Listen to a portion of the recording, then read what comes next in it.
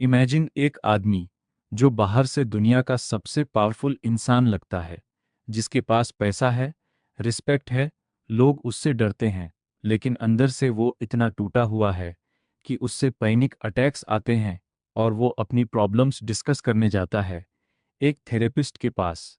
यह है Tony Soprano की कहानी, और आज हम देखेंगे कैसे शुरू हुई टीवी हिस्ट्री की सबसे iconic show the Sopranos. Season 1, episode 1। Episode शुरू होता है एक स्टैचू के क्लोजअप शॉट से, और कैमरा पुल बैक करता है एक वेटिंग रूम में। यहाँ बैठा है हमारा protagonist Tony Soprano, played by James Gandolfini. वो नर्वस लग रहा है, अपने सराउंडिंग्स को घूर रहा है, जैसे पहली बार किसी थेरेपिस्ट के पास आया हो। ये सीन इंपॉर्टेंट है क्योंकि शो का पूरा स्ट्रक्चर इसी से एस्टैब्लिश होता है। टोनी अपनी थेरेपिस्ट डॉक्टर जेनिफर मेल्फी को बता रहा है अपनी जिंदगी की कहानी, और हम फ्लैशबैक के थ्रू देखते हैं उसकी असली दुनिया। टोनी बताता है कि उसका पैनिक अटैक कैसे शुरू हुआ। एक दिन वो अपने बैकयार्ड में डक फैमिलीज को देख रहा था जो उसके स्विमिंग पूल में आ गए थे, और अचानक वो बेहोश हो गया।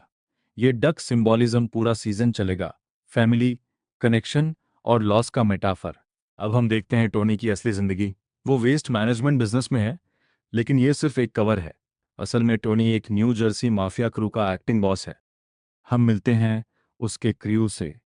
क्रिस्टोफर मोल्टीसांती, टोनी का जवान एम्बिशियस नेफ्यू जो फिल्म इंडस्ट्री में जाना चाहता है। बिग पुसी बोनपेंसिएरो, सिल्वियो डांटे, पॉली वॉलनट्स।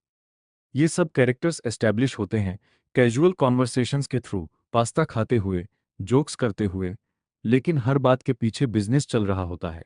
यहाँ शो दिखाता है टोनी का दूसरा पहलू, एक सबर्बन फादर जो अपनी वाइफ कार्मेला और बच्चों मेडो और एजे के साथ नॉर्मल फैमिली लाइफ जीता है।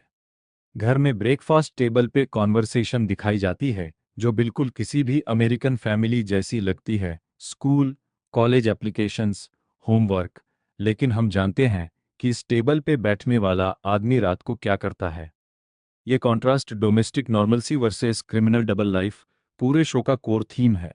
बिजनेस साइड पे क्रिस्टोफर और ब्रेंडन फिलोन, बिग पुसी का नेफ्यू, पॉली की गर्लफ्रेंड का बेटा, एक स्कीम चला रहे हैं वेस्ट मैनेजमेंट कॉन्ट्रैक्ट्स में इल्लीगल एस्बेस्टोस डंपिंग, जिससे उन्हें काफ़ी पैसा मिल रहा है बिना टोनी की फुल परमिशन के। ये स्कीम बाद में सीरियस कॉन्सिक्वेंसेस लेके आएगा। एपिसोड के क्लाइमैक्स में टोनी का uncle Corrado junior Soprano technically family का बॉस है, लेकिन रियल पावर टोनी के हाथ में है। जूनियर को लगता है उससे इनफ रिस्पेक्ट नहीं मिल रहा।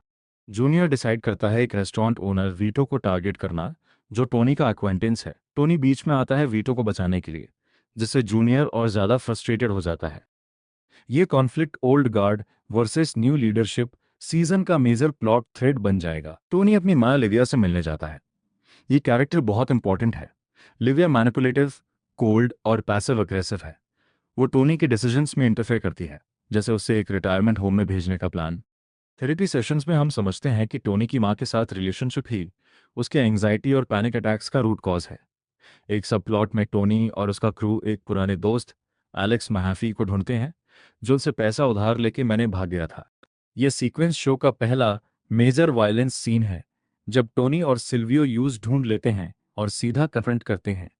ये मोमेंट ऑडियंस को क्लियरली दिखाता है कि टोनी सिर्फ एक फैमिली मैन नहीं है, वो डेंजरस भी है।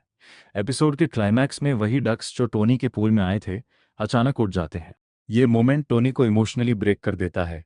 वो अपनी थेरेपी सेशन में रोता है, कहता है कि उससे डर था कि वो अपनी फैमिली खोने वाला है। ये सीन पूरे एपिसोड का इमोशनल कोर है। एक पावरफुल मॉब्स्टर जो अपने डक्स के जाने से इतना डिस्टर्ब्ड है, हमें दिखाता है कि उसके अंदर कितनी फ्रेजिलिटी है, और यही से शुरू होती है टोनी सोप्रानो की जर्नी। एक आदमी जो दो दुनिया में जीता है, एक माफिया बॉस की दुनिया और एक इनसिक्योर, एंग्शियस फादर की दुनिया जो अपनी पहचान ढूंढ रहा है। अगला एपिसोड में हम देखेंगे कैसे जूनियर और टोनी का कॉन्फ्लिक्ट और बढ़ता है। अगर आपको ये रिकैप पसंद आया तो लाइक और सब्सक्राइब करना मत भूलना, और कमेंट में बताओ आपको टोनी सोप्रानो का कैरेक्टर कैसा लगा।